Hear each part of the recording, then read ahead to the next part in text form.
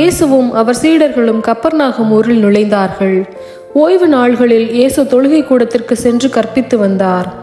அவருடைய போதனையை குறித்து மக்கள் வியப்பில் ஆழ்ந்தார்கள்.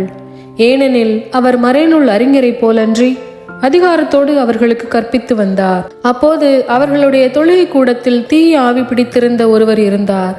அவரை பிடித்திருந்த ஆவி, நாசரேத்து இயேசுவே, உமக்கு இங்கு என்ன வேலை? எங்களை ஒழித்து விடவா வந்தீர்? நீர் யாரென எனக்கு தெரியும்.